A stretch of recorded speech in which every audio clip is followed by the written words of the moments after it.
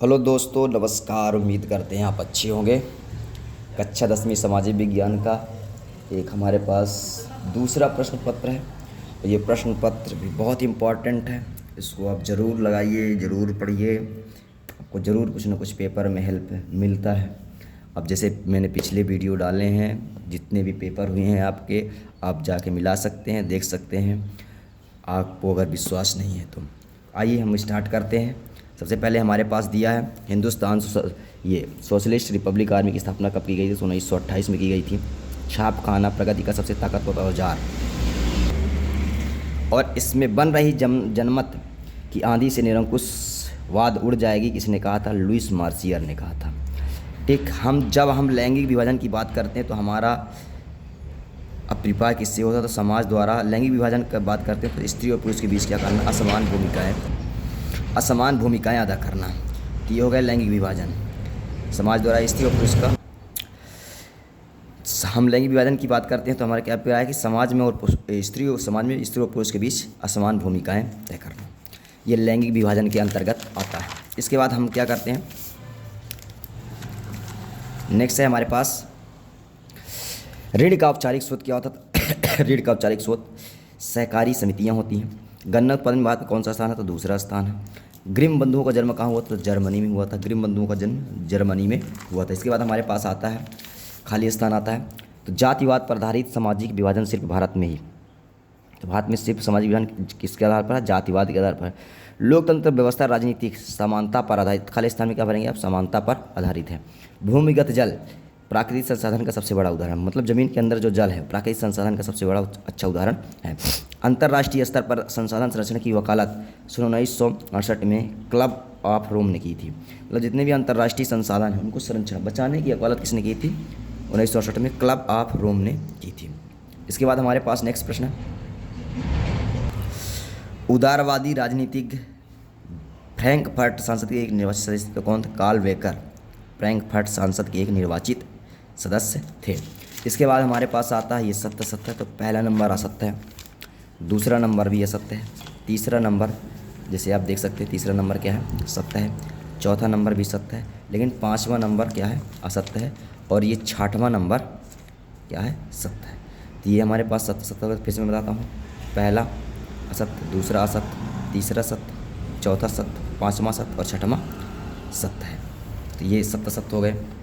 इसके बाद सही जोड़ी आती है, तो प्राथमिक क्षेत्र कृषि खनन डेयरी, तो इसको इससे मिला दीजिए। तृतीयक क्षेत्र परिवहन भंडार संचार।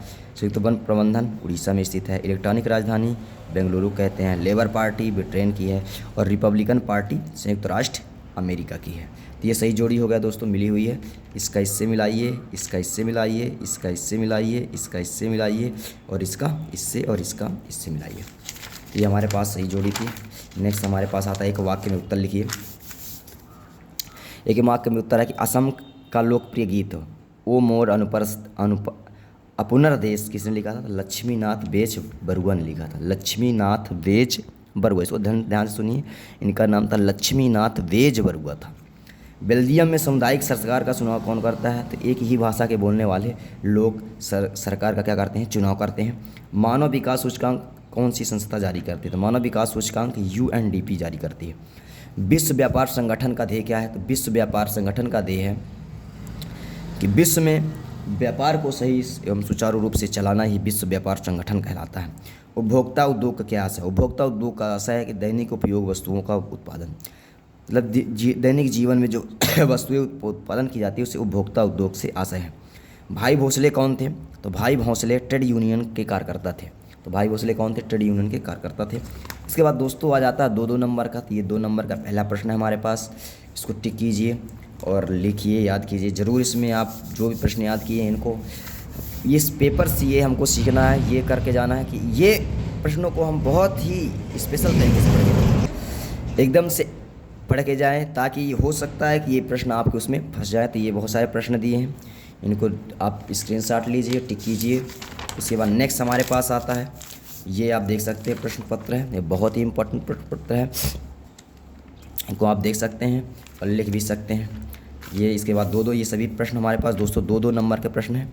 तो वीडियो को पॉज कीजिए और इसके बाद इनको नोट डाउन कीजिए, या तो जो भी आपके पास मैटर है उसमें आप क्या कीजिए, टिक कीजिए और एक बार ज़रूर पढ़ के जाइए इन पेपरों को। अंत में इन्हीं को रिवीजन करके जाइए और फुल कॉन्फिडेंस के होके जाइए कि आपको इनमें से कुछ ना कुछ ज़रूर हेल्प मिलते हैं। और मैंने पिछले बार भी बताया कि आप पिछला अगर आपको विश्वास नहीं है तो आप पिछली जाके मैच कर सकते हैं, जितने मैंने बताया उसमें ज़रूर आपको कुछ ना कुछ हेल्प मिलती है।